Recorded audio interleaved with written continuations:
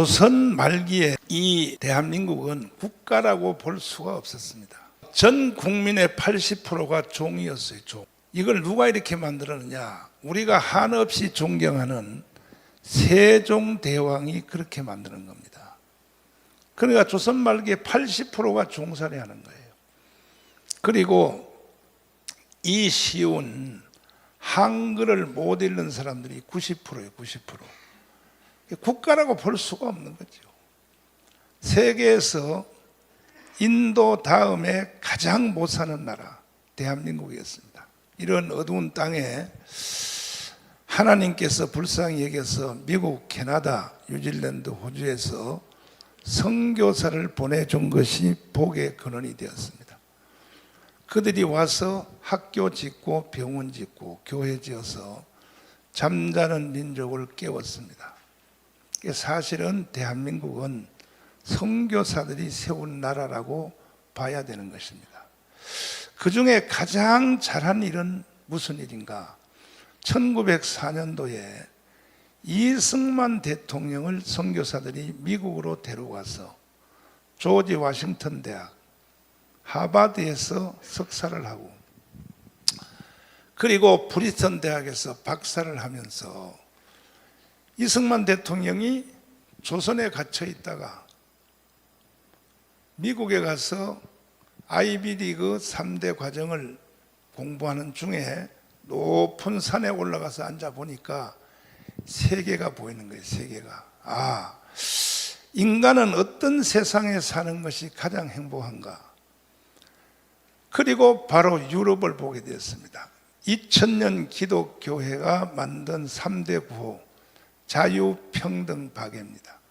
사람은 자유로운 세상, 평등한 세상, 그리고 사랑이 넘치는 박애의 세상에 사는 것이 가장 행복한 것이다 하는 것을 이승만은 미국에서 3대 공부를 하는 중에 잉태를 해서 내가 다시 일본으로부터 나라를 찾는다면 대한민국을 이렇게 세워야겠다 하고 첫째 자유민주주의입니다. 자유시장경제, 한미동맹, 그리고 기독교의 국론, 이 4대 기둥을 미국에서 잉태해 가지고 1945년 10월 16일 날 한국에 들어와서 3년 동안 남노단들과 더워 싸우다가 준비하여 48년 8월 15일 드디어 미국에서 잉태한 아들을 낳은 것이 이게 바로 대한민국입니다. 대한민국. 그동안에 이 대한민국은 많은 어려운 과정을 겪었습니다. 특별히 근대사에서 일본에 36년 동안 우리가 지배를 당했죠. 그것도 다 이유가 있습니다. 조선 말기에 제일 핵심적인 사람이 누구냐? 고종입니다. 고종.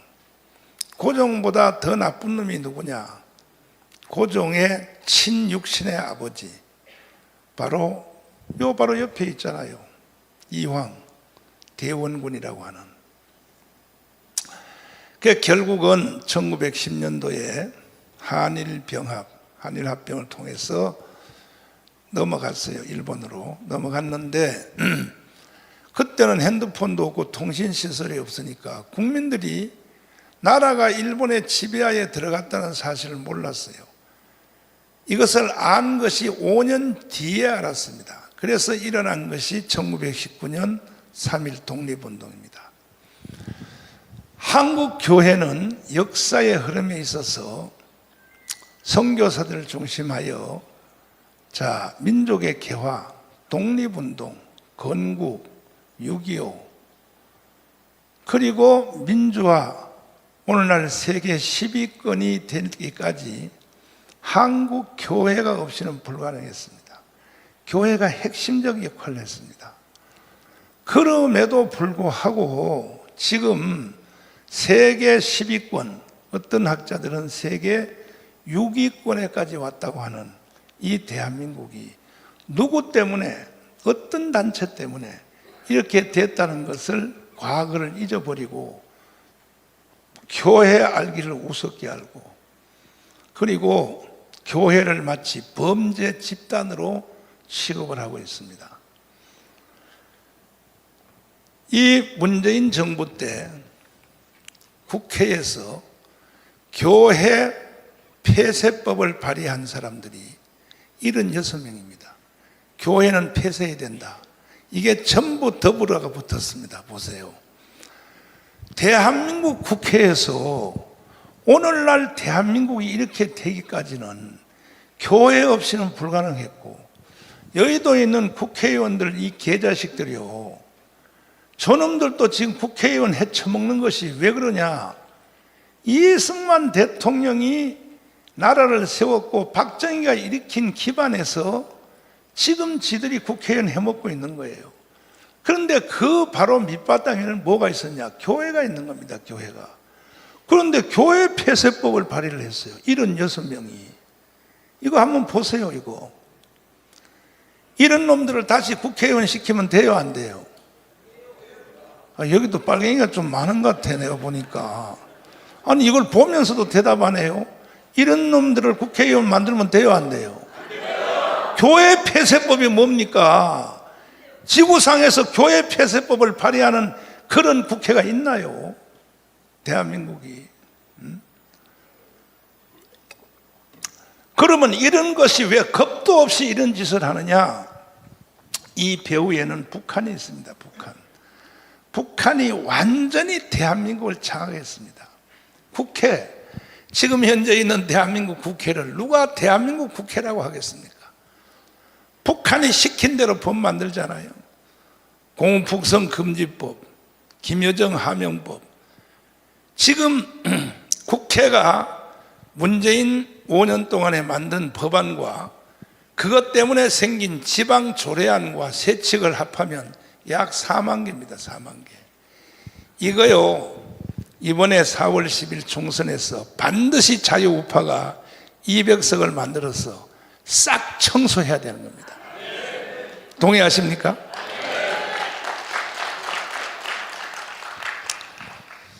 그러면 북한이 지금 정치, 경제 1년에 약 2조 원의 돈의 비트코인을 북한이 지금 빨아가고 있어요. 그러니까 대한민국의 경제를 북한이 가지고 논다고요. 비트코인을 통하여. 어떻게 하다 이렇게 됐냐 이거죠. 정치, 경제, 사회, 군사, 외교, 문화. 황장엽 선생님이 한국에 와서 북한이 남한에다 심어놓은 간첩이 5만 명이었어요. 5만 명. 그런데 실제 간첩을 만들어서 한국에 파송하는 실무자 되는 내 옆에서 나를 돕고 계시는 지금 국정원에 계시지만은 김국선 선생님은 5만 명이 아니라 15만 명이라고 했어요. 더 이상 북한이 이제는 한국에 간첩을 더 이상 보낼 필요가 없을 만큼, 그러니까 완전히 북한이 대한민국을 장악한 거예요. 그 중에 3대 대통령 김대중, 자 보세요. 어떻게 나라가 이렇게 됐는가. 이 김대중은요, 나도 몰랐는데 북한의 전라도 임시에서 태어나서 북한에 올라가서, 이 사람이 이제 1900 해방되기 전에 남로당에 가입을 했어요. 근데 6.25 전쟁이 일어나서 인민군이 오니까 완장을 채워줬어요. 완장 무섭잖아요. 그래서 동네의 지주 어른들을 대나무로 찔러버렸어요. 그러다가 인민군이 낙동강까지 갔다가 3개월 만에 후퇴할 때에 엄마가 하는 말이, 너는 한국에서 못 산다. 너가 살려면 이제 인민군을 따라 북한으로 올라가라. 왜? 동네 지주 어른들을 대나무로 찔렀으니까.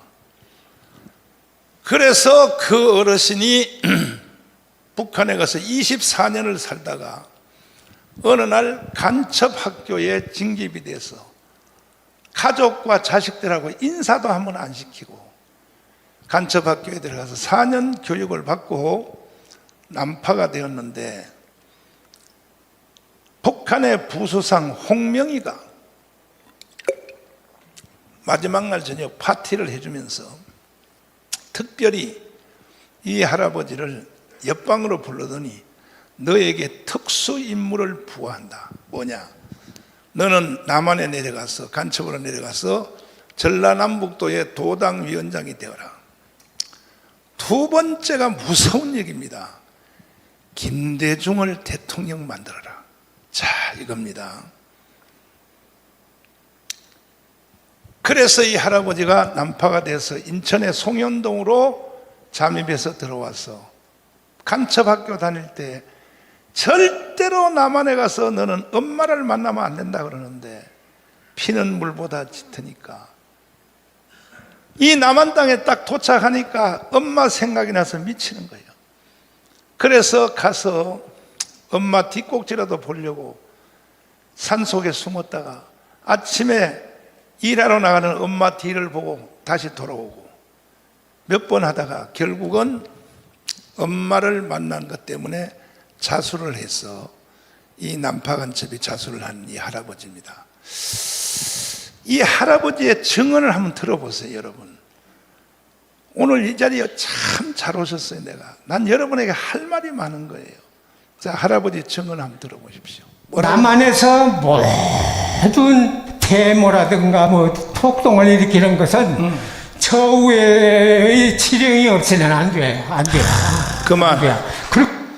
남한에서 일어나는 학생들 데모, 민노총, 모든 시위, 모든 폭동은 저 위에의 지시 없이는 절대로 안 한다는 거야.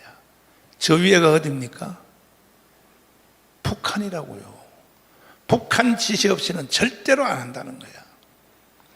그리고 이어서 한번 들어보십시오.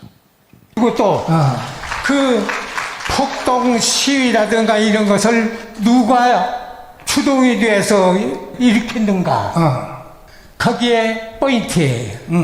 5.18 김대중이거든. 그 김대중의 바탕은 1946년도 공산당 때부터 김대중을 내가 알아.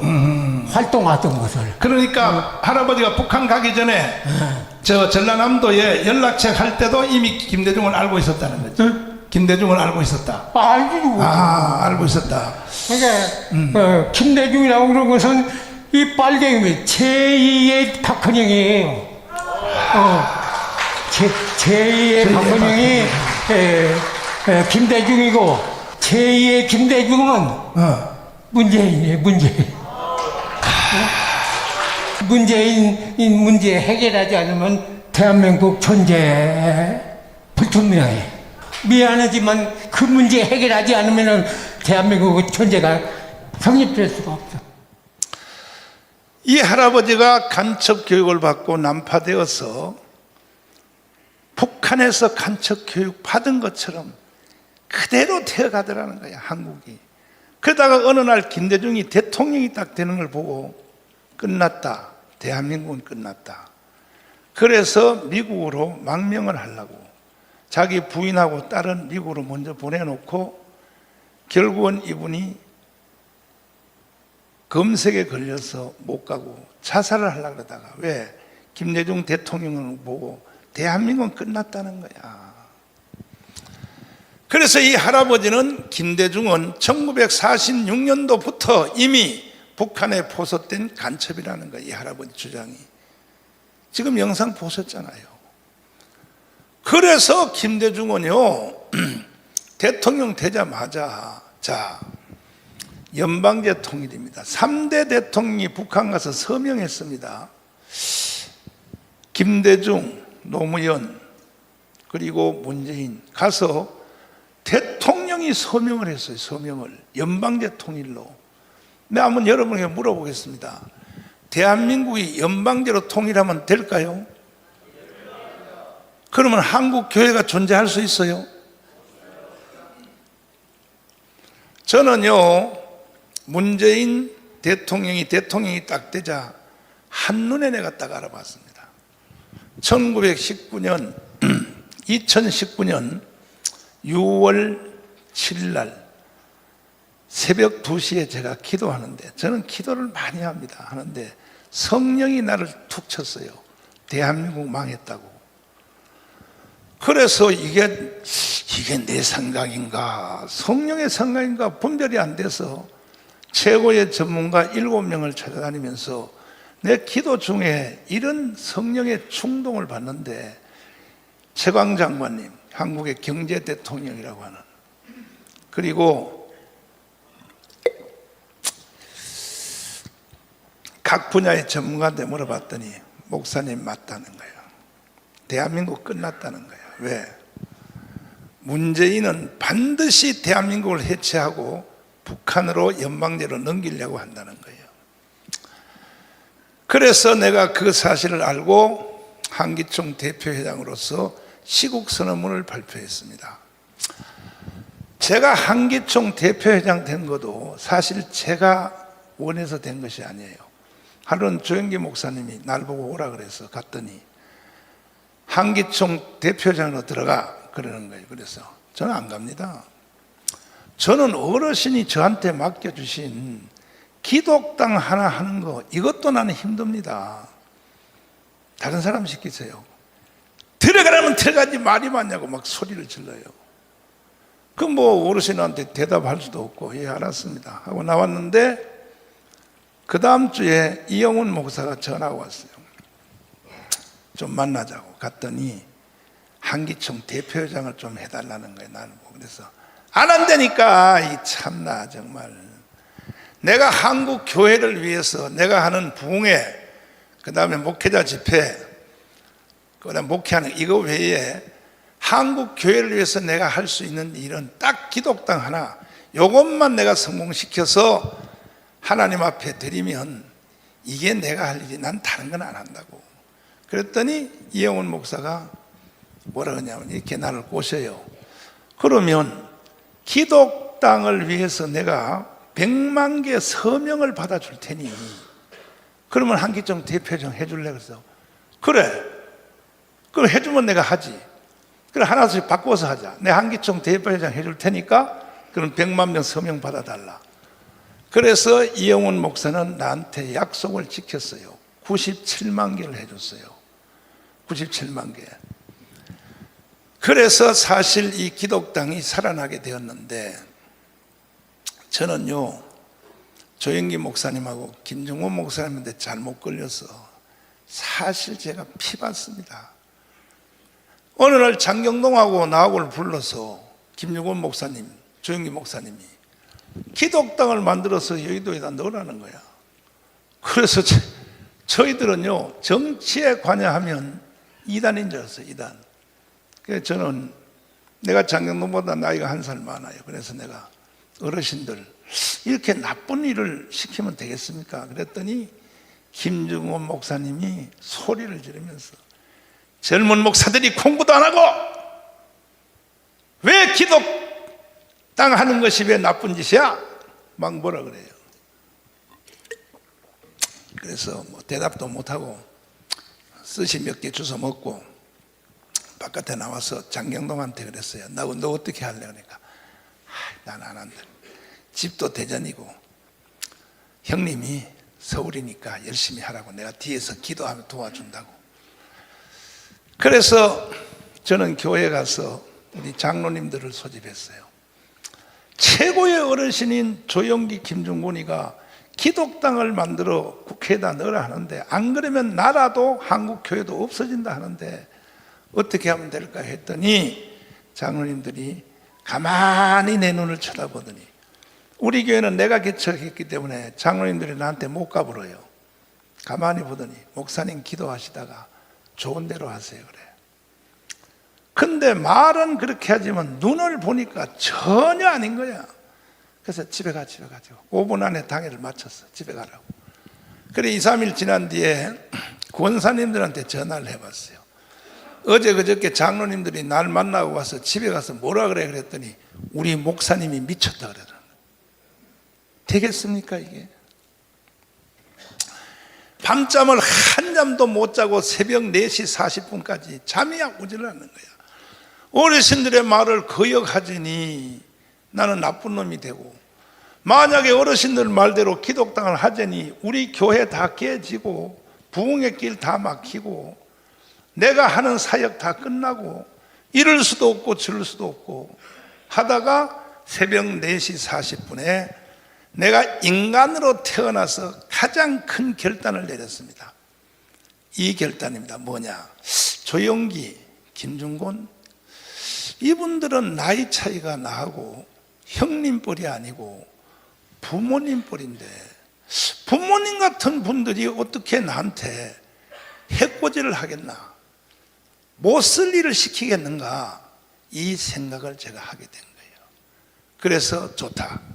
내 인생 다 깨지고 우리 교회 다 흩어지고 부흥의 줄 다 막힐지라도 내가 한번 어르신들의 말에 순종을 한다 하고 기독당을 하기로 결심해서 진행을 하는데 2시간 잠을 자고 총신대 신대 원장 신창섭 교수님을 찾아갔어요. 원장님, 교회는 정치하면 안 돼요. 그러니까 누가 그따위 소리를 하냐 그래. 아니 합동측 최고의 보수교단 그 원장님의 제자들 목사들이 합동측 목사들이 다 그럽니다. 그랬더니 이 자식들이 신학을 어디서 배웠어? 칼빈주의는 정치 안 하는 것이 죄야. 존 칼빈이 제네바에서 의회에 고문을 했고 아브라함 카이퍼가 화란의 총리를 18년 했어. 최고의 신학자가. 덴마크의 지도자 그런투비 달가스가 다 목사들이야. 누가 교회는 정치하면 안 된다 그따위 소리를 하냐니까. 합동측 목사들이 다 그래요. 그러니까 정신 나간 소리 하고 있다. 그러면 우리 교회 헌신 예배 와서 한번 이걸 장로님들 앞에 가르쳐 줄래? 좋죠. 그래서 헌신 예배 모시고 칠판을 갖다 놨더니 칼빈주의와 정치에 대해서 가르치는데 제가 그때 처음 알게 된 거야. 아, 교회와 정치는 어떤 사이인가. 그때 시카고 트리니티 대학의 웨이 그레뎀이 500페이지의 책을 쓰기 전이에요. 그 책이 나오기 전입니다. 교회와 정치에 대한 그 책이 나오기 전입니다. 그래서 와서 뭐 장로님들 보고 이래서 목사님 정가은 목사가 하는 일이 맞으니까 무조건 협조하세요. 하도 강의를 잘하기에 내가 사례비를 원래 100만 원 주려고 준비해 놨다가 300만 원 줬어. 300만 원. 당회장실에 내려와서 와, 나 오늘 충격을 받았습니다. 나는 교회가 정치하는 것이 죄인 줄 알았습니다. 오늘과 같은 똑같은 강의를 내일 종로 5가 여기 연합회관 요 밑에 기독교 방송에 있던 여기에 가서 기자들을 100명 모아 놓을 테니까 기독교 기자들을 똑같은 강의를 해 주실래요? 해준대. 그래서 모시고 여기 요 밑에 있는 거기서 기자들이 그날 73명 가까이 왔어요. 와서 강의를 하는데 기독교 기자들도 이걸 처음 듣는 거예요. 이걸 처음 듣는 거야. 교회와 정치에 대하여.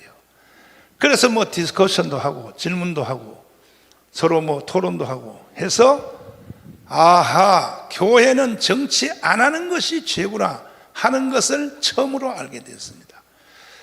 그래서 4년 동안 준비해서 내가 기독당을 해보니까 한국 교회는요, 일본 놈들한테 속아가지고 원래 정교 분리의 원칙은 토마스 제퍼슨이 미국의 3대 대통령 1대 아브라함 링컨, 2대 아담스, 3대 토마스 제퍼슨이 만든 겁니다.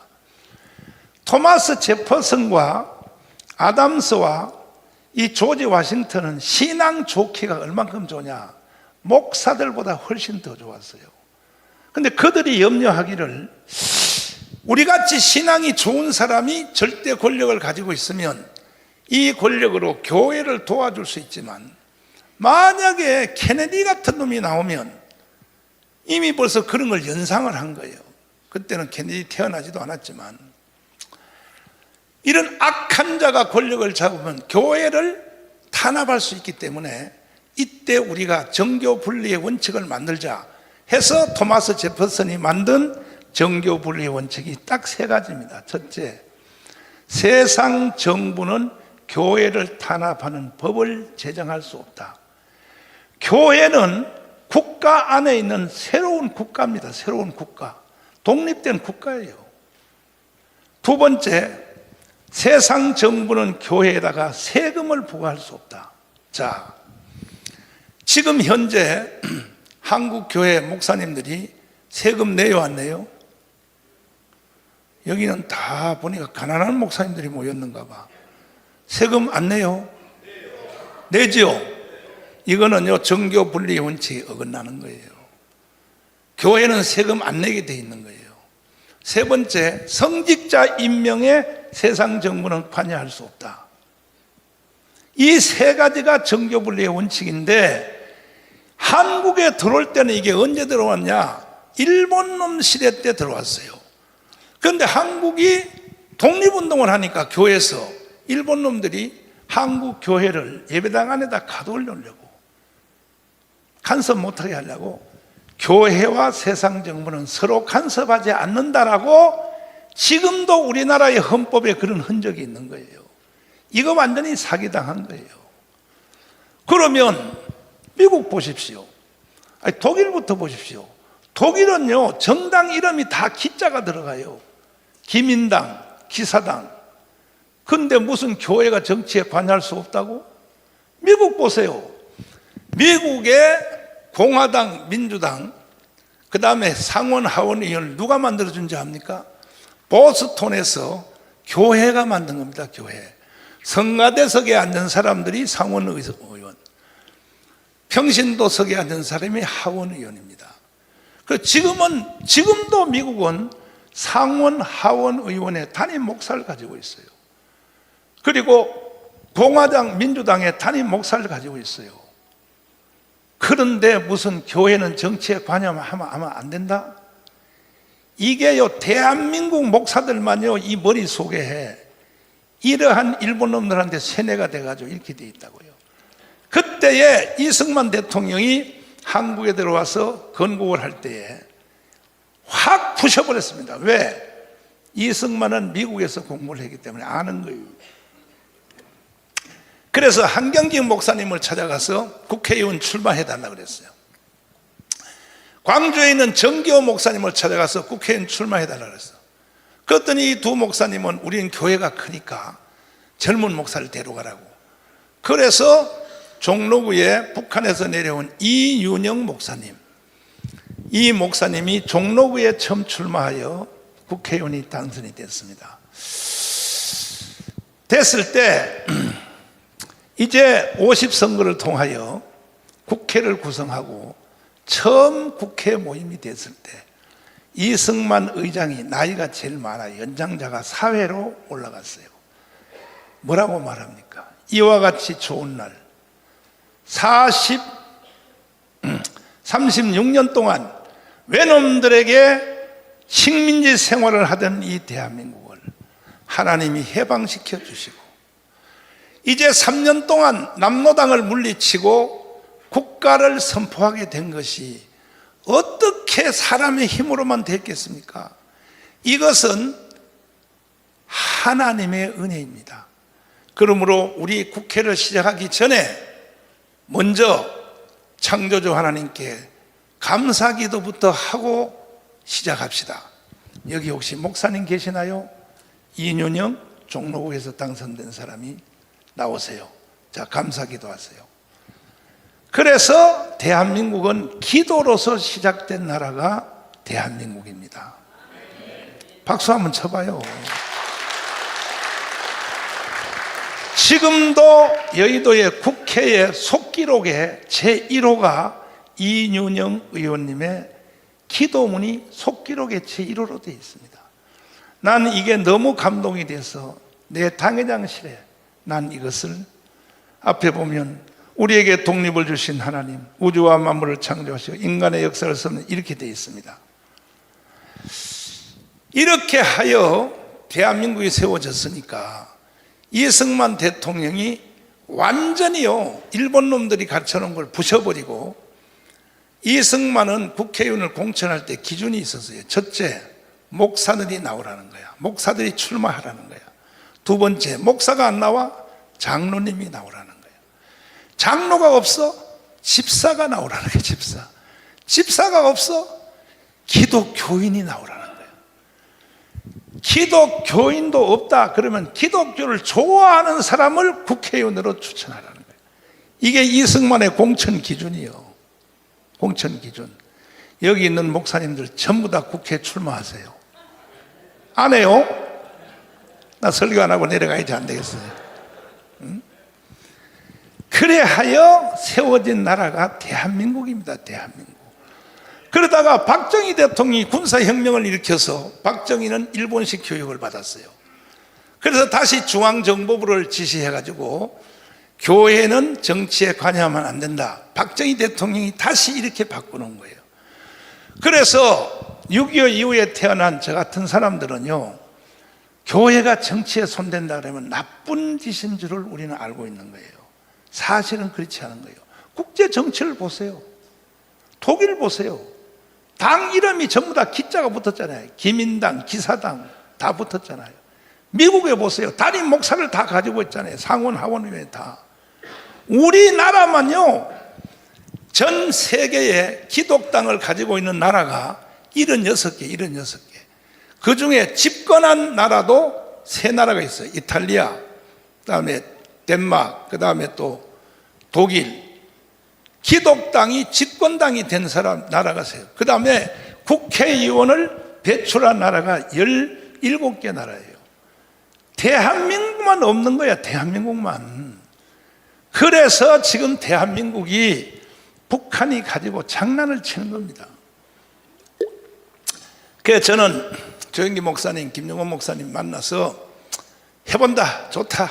내가 하늘나라 가서 주님이 너 뭐 하다 왔냐 물으면 나는 조영기, 김용원 말 순종하다 왔습니다. 나 요거 하나만 가지고 천국 간다 하고 4년을 준비해서 했더니 26만 표밖에 안 나오는 거예요. 기독당 선거를 5번 했었는데 처음에 선거할 때 기독당 찍은 사람 한번 손들어 봐요. 한 명도 없지요. 왜? 다 일본 놈들한테 사기당해가지고. 그 다음에 또 4년을 준비해서 했더니 32만 표가 나왔어요. 그때 찍은 사람 손들어 봐요. 2사람 나왔어요. 2사람. 2사람은 이따가 내가 맛있는 점심 사드릴게요. 그리고 또 4년을 내가 사표 내러 갔어. 조영기 목사님한테. 안 되잖아요. 안 되는 걸 왜 자꾸 시켜요. 그랬더니 뭔 일을 한번 해보고 안 된다고 그만둬. 내가 국민일보 하는 거 안 봤어? 국민일보 파. 나 안 돼도 내가 계속 하잖아. 또 막 뭐라 그래. 그 어른들은 돈도 안 주면서 시켜 먹어. 그래서 헤이 어차피 버린 몸 다시 해보자.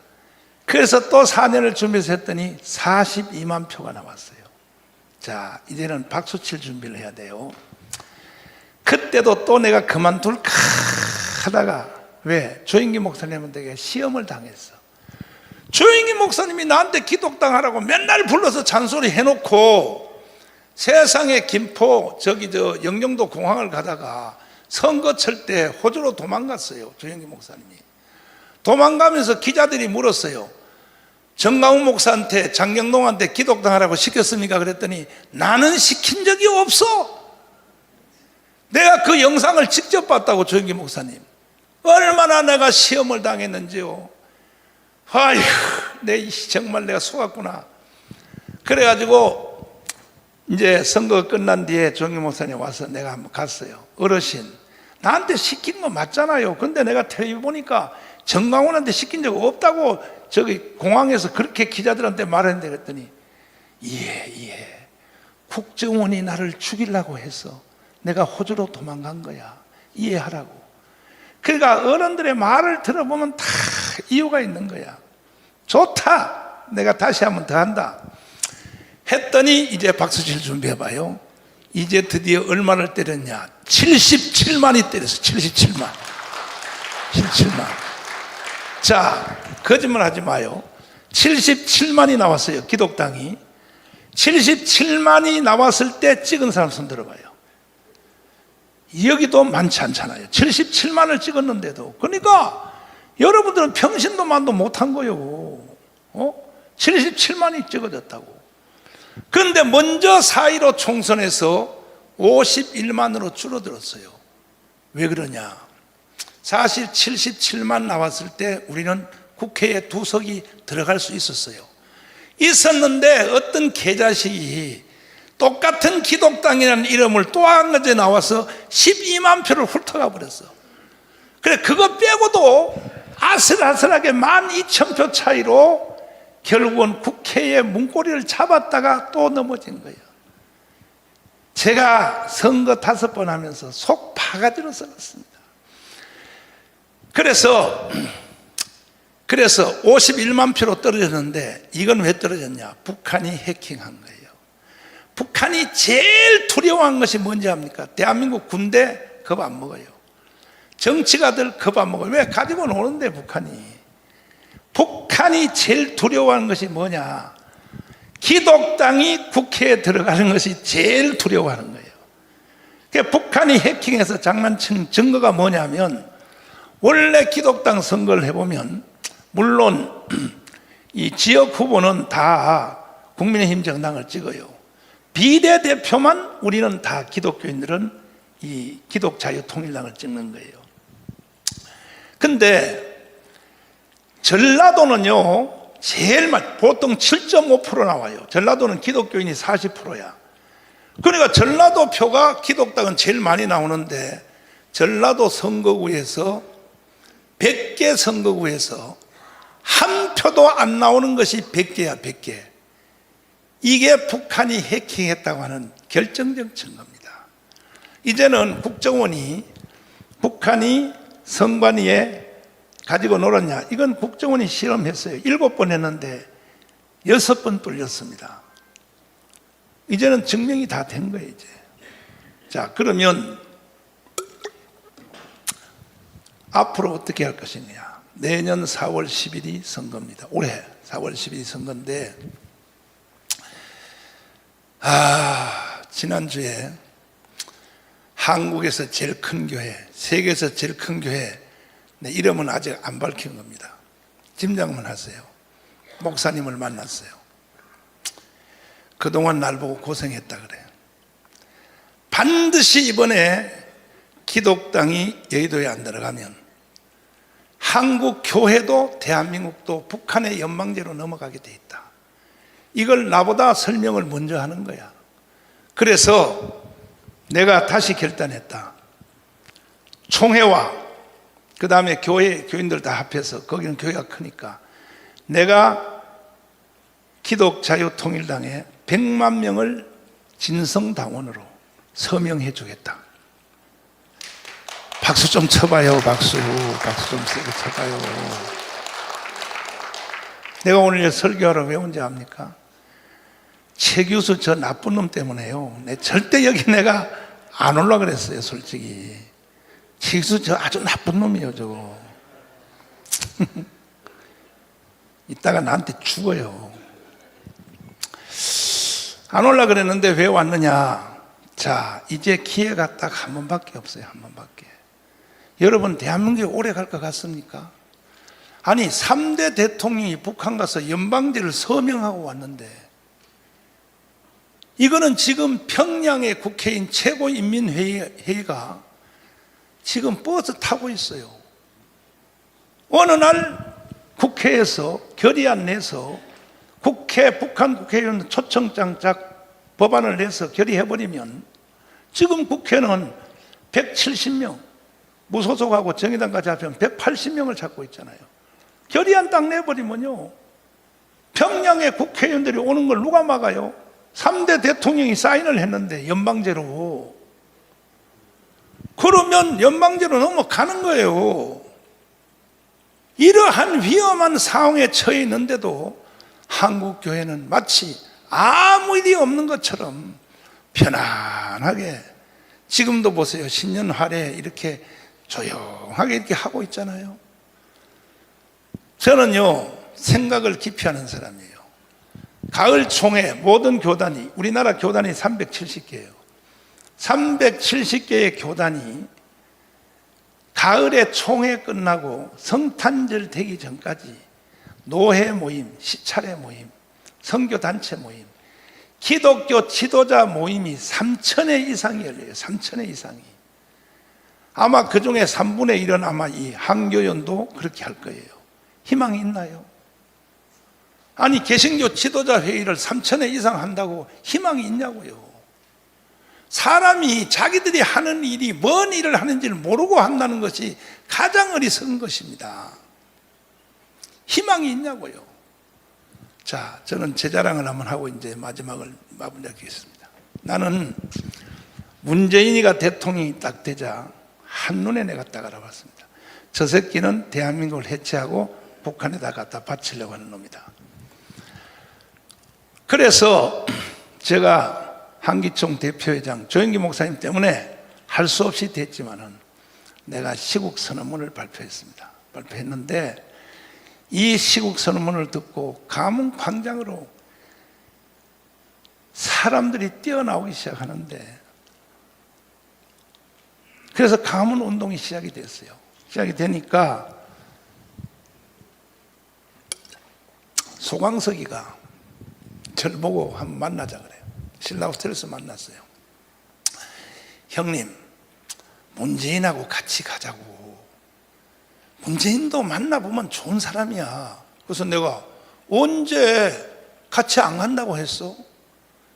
평창 동계올림픽에서 간첩의 왕인 신영복을 내가 가장 존경한다. 한번 들어보세요.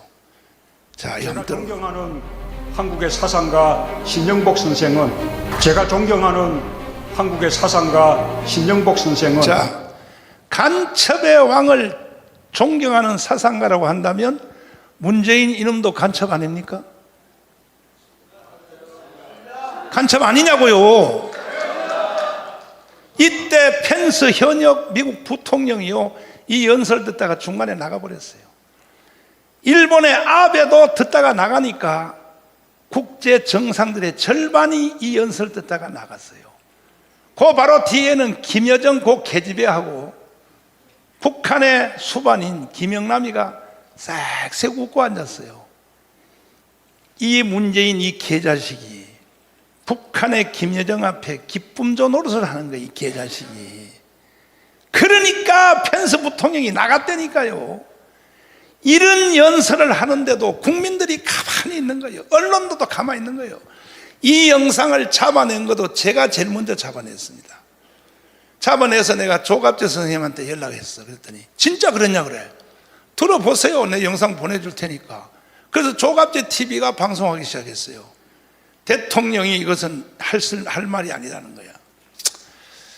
그뿐 아니라 이 문재인이 왜 내가 간첩이라고 말을 했느냐. 내 광화문 광장에서 하면서 제주도 4.3 사건에 가서 한 번 한 것도 아니에요. 해마다 가서 이런 미친 짓을 들어보세요. 그러나 누구보다 먼저 꿈을 꾸었다는 이유로 제주는 처참한 죽음과 마주했고, 지난날 제주가 꾸었던 꿈이 지금 우리의 꿈입니다. 자, 제주도 김달삼 이덕구가 일으켰던 무장 폭동 사건이 우리의 꿈이 맞습니까? 목사님들 꿈이 맞아요? 문재인 야 이 개자식아, 너의 꿈은 될지 몰라도 왜 이걸 국민에게 강요해 이 자식아. 그래서 내가 이 두 개를 사과하라 그랬어요. 소광석한테. 그랬더니 좋대. 노영민 비서실장한테 연락해서 1시간 안에 가르쳐 주겠대. 연락 왔어요. 사과 못 한다는 거야. 못해? 이 개새끼를 내가 이 자식을. 그래서 내가 사실 그때 삶을 정돈하고 포기하려고 청와대에다가 비닐 텐트를 쳤어요. 그리고 단식에 들어갔어요. 난 사실 그때 안 살라 그랬어요. 내 더러운 이런 세상을 보고 내가 한기총 대표회장으로서 이런 세상을 보고 내가 살아야 되겠냐 이거야. 지금 한기원 대표회장님 살 생각하지 마요. 살 생각하지 말으라고. 만약에 살라 그러면 내가 죽여버릴 거야. 최 교수 살 생각하지 마. 아니 이런 말을 듣고도 그래서 비닐 텐트를 쳤는데 쳐서 투쟁에 딱 들어갔더니 세상에 청와대 비서관 하나가 나를 보고 좀 만나자 그래. 그래서 코리아 호텔에서 만났더니 목사님, 현역 대통령을 개새끼라고 하게 뭔 말입니까? 현역 대통령이. 그래서 나는 그보다 더 센 욕을 하고 싶었는데 내가 참은 것이 그 정도야 그랬더니 더 센 욕도 있어요 그래. 있지? 한번 해보라 그래. 야 이 씨발 새끼야. 그랬더니 비서관이 뒤로 넘어갈라 그래. 그러면서 웃으면서 하는 말이, 잘 들어보세요. 나를 설득하는 거야. 목사님, 신도시에 땅 3,000평에 교회 잘 지어줄 테니 문재인하고 같이 갑시다. 이렇게 나를 설득하는 거야. 자, 손 들어봐 주세요. 신도시에 땅 3,000평에 교회 잘 지어준다 그러면 그래도 나는 안 넘어가겠다. 손 들어봐요. 안 넘어간다. 안 넘어가요? 100% 다 넘어가. 여러분들은 100%. 그래서 내가 이렇게 말했어요.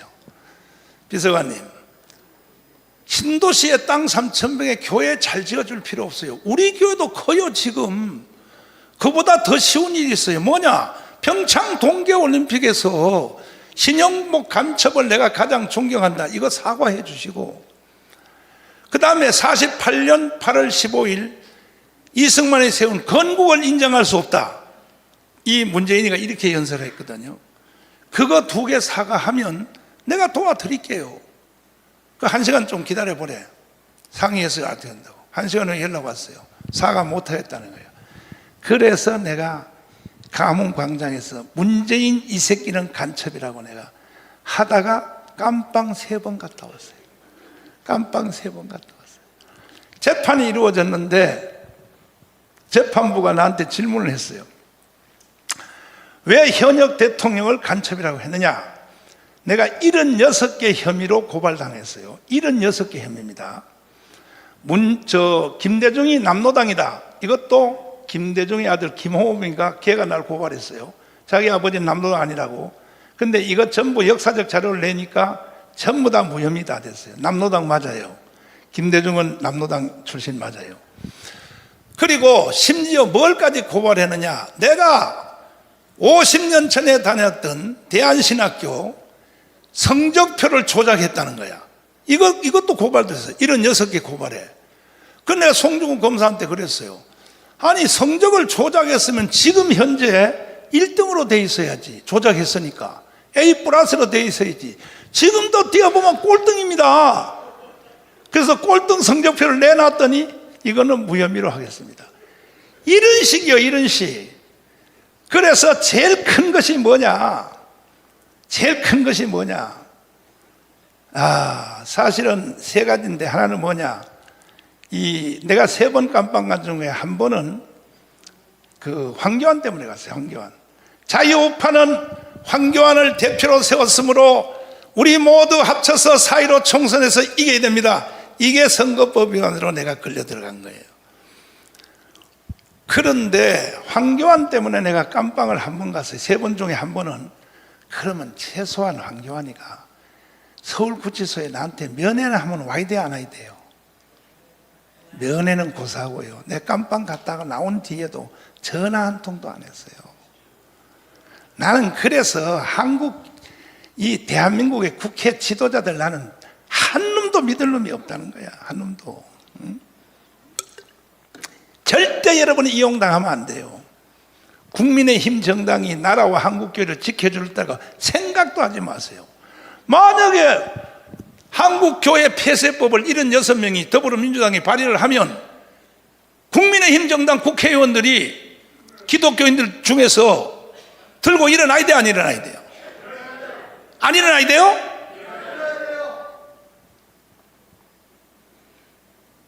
다 망한 나라를 정강훈 목사가 살려놓으니까 지금도 뭐 국회에서 조찬 기도해야 한다고 개 나발 같은 소리 하지 마라. 문재인이가 대한민국을 해체하고 북한으로 넘기려고 할 때 교회 폐쇄법을 발의했을 때 국회에 있는 기독교인들이 뭘 했냔 말이야. 뭐 했냔 말이야. 자, 내가 강화문 운동할 때 영상을 잠깐 보여드리겠습니다. 나는 깜빵 3번 갔다 오면서 내가 하나님 앞에 서원한 게 있어요. 내가 인생을 그동안 어떻게 살았냐, 내가 뭐하고 살았냐. 저도 열심히 살았어요.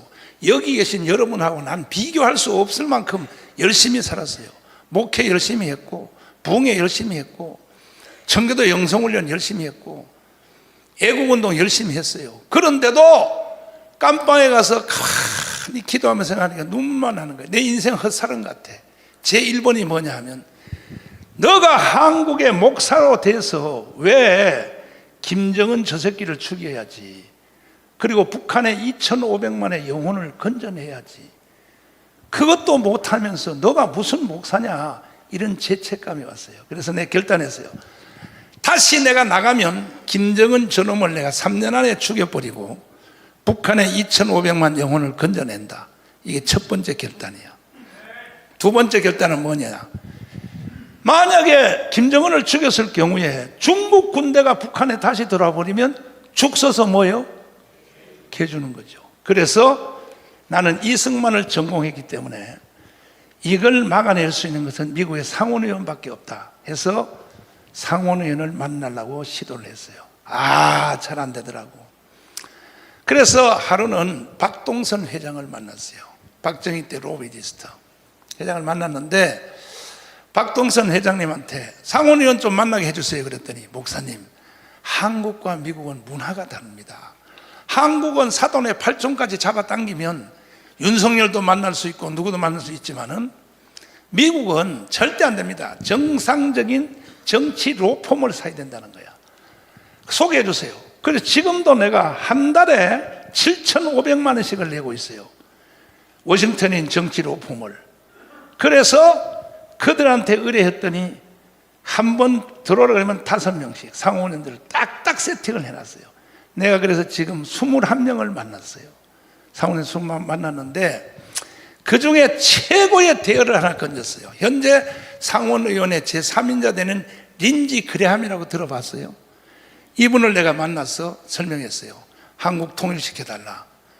그랬더니 통일을 어떻게 시켰냐, 미국이 방해놓고 있잖아, 미국이. 그랬더니 언제 미국이 한국 통일을 방해놨냐 그래. 이거는 6.25 때부터 다그라스 메가더가 중국 군대가 한국에 개입할 수 있으니까 히로시마 원자탄을 중국에다, 흑룡강, 사람이 많이 안 사는, 인간이 희생이 잘 안 되는, 거기다가 한 방을 더 때리자 했을 때 다그라스 메가더의 군복을 벗겼잖냐, 트루먼이가. 그때부터 이 미국은 한국의 통일을 원치 않는 거야. 중간에 잘라놓고 관리하고 있는 거야. 나를 못 속여. 그리고 내가 그 본체를 내가 말했어. 왜 미국이 한국을 통일 안 시키느냐, 미국은 한국 통일 안 시키려고 그래요. 현재 상태로 딱 관리하려고 그래요. 그 이유는 뭐냐, 통일시켜 놓으면 통일된 한국이 중국으로 붙을까 봐 겁먹는 거예요. 잘 들으세요. 내가 그 말을 딱 했더니요, 거기에 민주당 상원의원 중에 하나는 나한테 이렇게 말했어요. 그 사람이 침례교 집사야, 목사님 말이 맞대. 목사님 말을 들으니까 전율이 느껴진다 그래. 내가 중심을 딱 잡았거든. 그리고 내가 린지 그레함한테는 뭐라고 말했냐, 괜히 뭐 한국을 통일시킨다, 뭐 북한의 미사일 문제 해결한다, 뭐 핵무기 문제 해결한다 해서 비왕기 폭격기 괌에 있는 거 한 바퀴씩 돌고 가고 다 쇼하는 거야. 그거는 부산 항에 뭐 로널드 레이건 7함대 한번 왔다가 다 쇼하는 거야. 나한테는 안 통해. 정말로 통일을 원하면 미국이 해줄 일이 하나 있어. 뭐냐, 중국에서 북한으로 흘러들어가는 송유관 기름 파이프라인 3달만 끊어줘. 그랬더니 제일 강렬하게 반응을 일으킨 사람이 린지 그레함이야. 맞다는 거야. 그러면서 내가 단독 법안을 만들어서 통과시켜 주겠다는 거야. 미국의 상원의원은요, 전 세계를 다 통치하는 겁니다. 그리고 이것을 한국에 가서 내가 직접 선포해 주겠다. 그래서 린지 그레함이 한국에 오게 돼 있어요 지금. 내가 너무 감사해서 눈물도 나고 해서 나도 모르게 순간적으로 흥분해서, 만약에 당신이 한국에 와서 송유관 끊는 법안을 내가 막아주겠다고 한국 와서 선포해주면, 내가 조금 전에 보여준 영상, 강화문 영상, 내가 그 영상을 편집해서 갔거든. 그랬더니 진짜 이거 너가 했냐 그래. 바로 앞에 서 있는 연단이 내가 아니냐. 강화문 운동, 이거는 세계적인 운동이다. 홍콩의 불핵 시위 3달밖에 못했어요. 결과 못 만들었어요. 결국 홍콩은 중국 지배로 들어갔습니다. 우리가 강화문에서 비가 오나, 그 다음 뭐예요? 눈이 오나. 4년 동안 투쟁한 것 때문에 이 영상을 내가 보여줬어요. 여러분 잠깐 다시 한번 보십시오. 존경하는 국민 여러분, 대한민국 헌법으로 자유 통일해 봅시다.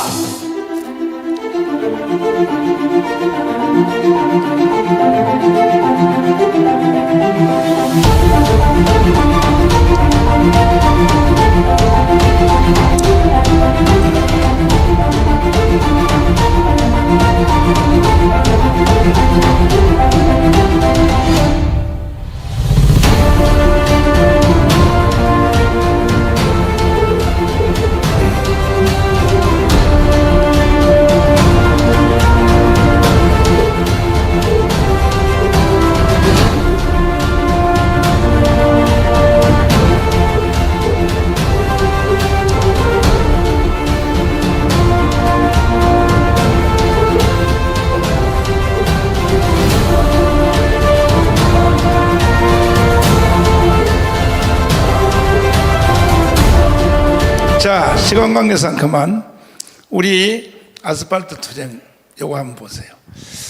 이게 영하 15도였습니다. 15도. 그 전날 진눈깨비가 와서 밑에 얼음이 다 얼었어요. 거기에서 스트로프 한 장 깔고 모포를 덮고 투쟁을 하는 이 모습.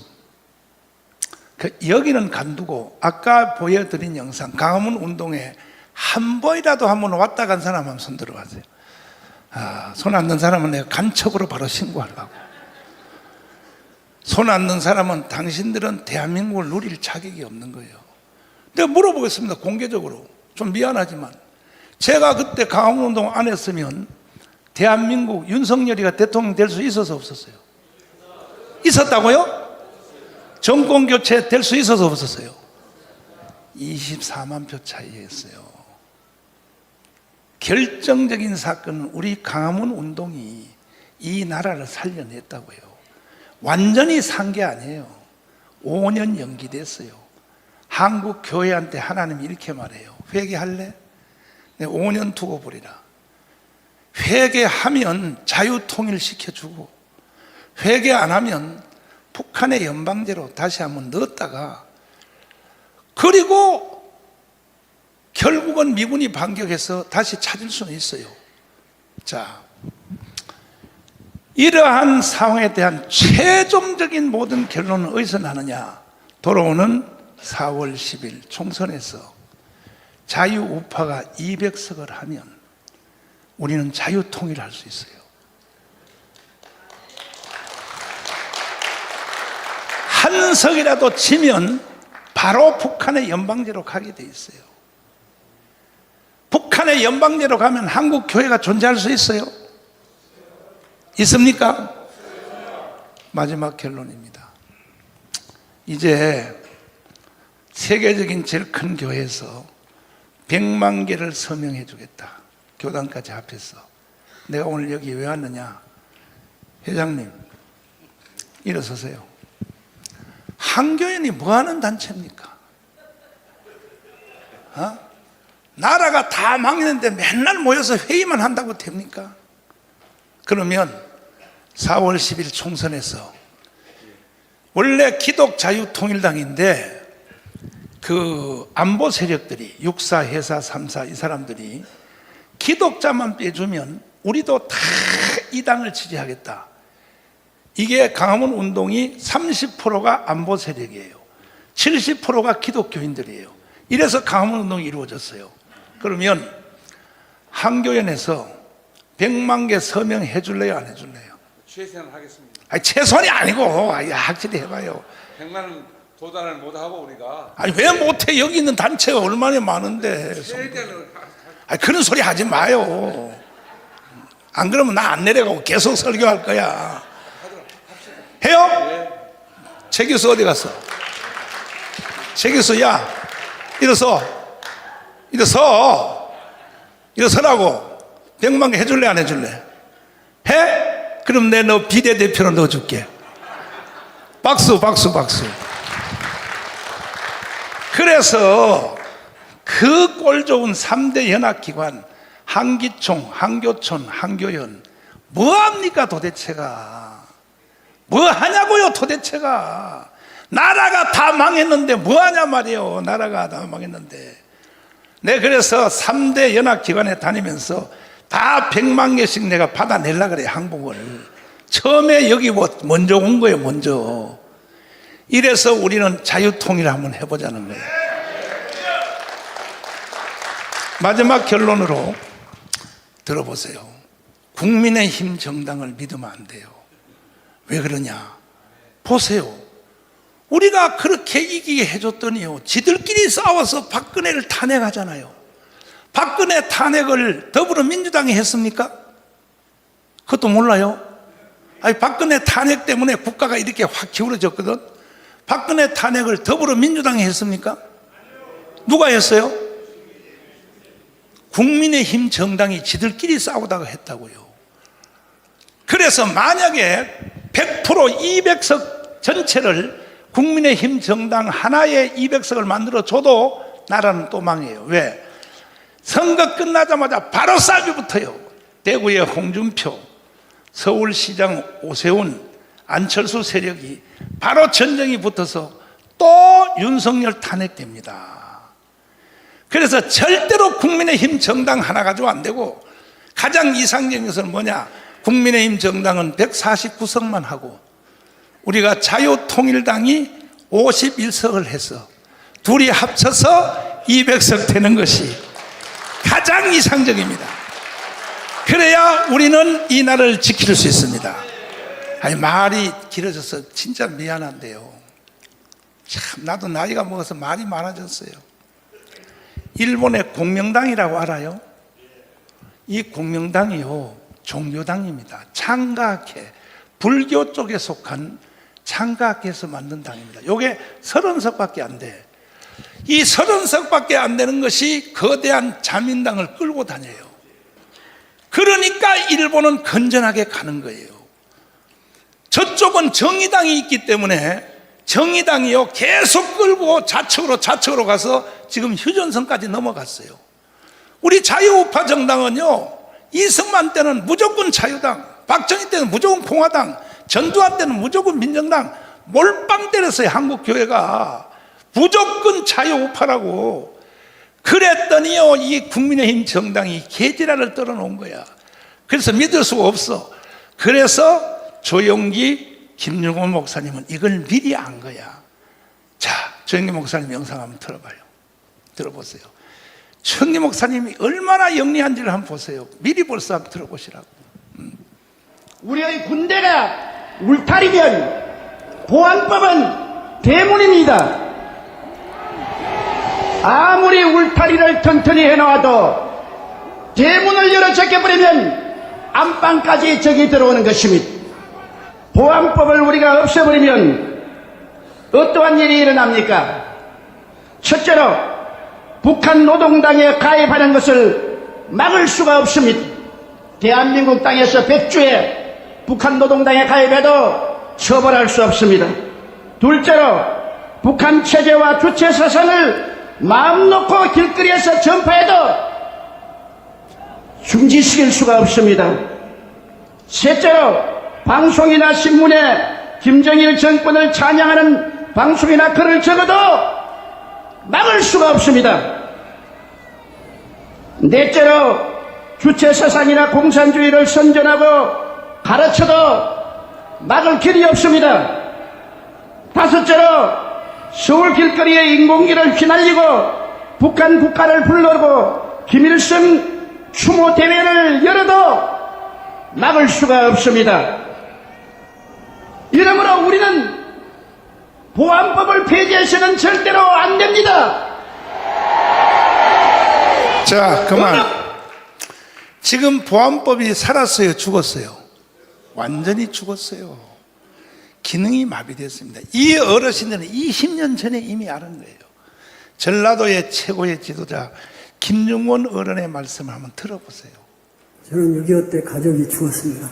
내 눈앞에서 아버지도 죽고 공산당이 우리 집 60살 된 사람의 아들이 위증을 해가지고 임미재판을 해서 밤에 끌고 가서 내 아내도 죽이고 그 아버지도 죽이고 진짜 막 그냥 찔러서 죽이고 때려서 죽였어요. 나도 죽었다가 살아났는데 이 사람들이 끌고 다니다가 못 죽여요. 그건 정말 하나님이 개입 안 하면 있을 수 없는 얘기예요. 10사람이 공동 운명체가 되기 위해서 10사람이 하나씩 때려서 죽여야 돼요. 돌로라도. 참여 안 하면 그 사람이 죽어요. 그러니까 아비규환이고 지옥이었어요. 마을 공산당들이 시켜서 강요해서.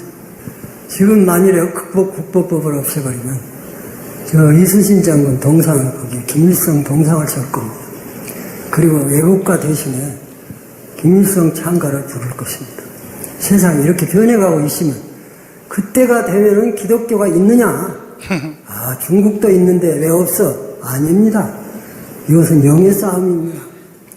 북한 자체의 정권은 식물 정권이지만 남한의 좌익이 몽땅 뭉쳐가지고 저 서울시청 앞에서처럼 그 좌익이 다 뭉쳐가지고 이 정권을 없애버리고 다시 좌익 정권이 서게 되면 그 다음에 북한하고 합작해서 남북 국회의원들이 모여서 이제 연방정부를 세웠다 해버리면 끝입니다.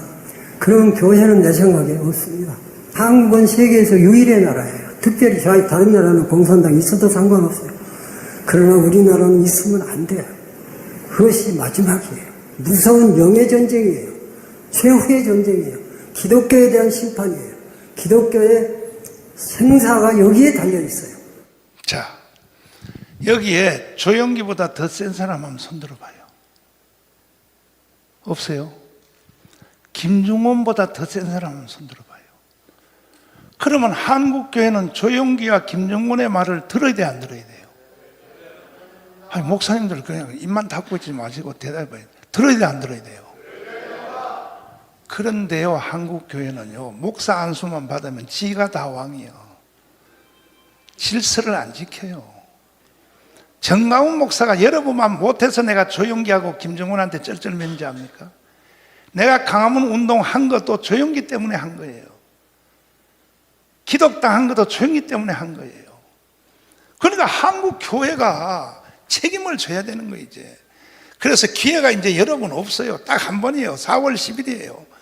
한국교회 세례교인들이요, 진짜로 조사를 다 해봤어요. 17개 우리 교단이 전부 다 하나가 다 됐어요. 합동측, 통합측, 감리교, 성결교, 기성, 예성 전체 연합 다 됐어요. 그래서 롯데호텔, 장춘체육관에서 연합대회 다 했는데 실제로 조사를 해보니까 세례교인이 1700만이야. 그동안에 속은 거예요, 우리가. 저 세상 사람들한테. 기독교인이 뭐 500만 이하로 떨어졌다고. 개뻥이요, 뻥. 실제로 조사해보니까 1700만이 넘어요, 기독교인이. 그러니까 이제 한번 전부 뜻을 합해서 이번에 4월 10일 총선에서 기독교가 일어서서 전체가 우리가 이겨야 됩니다.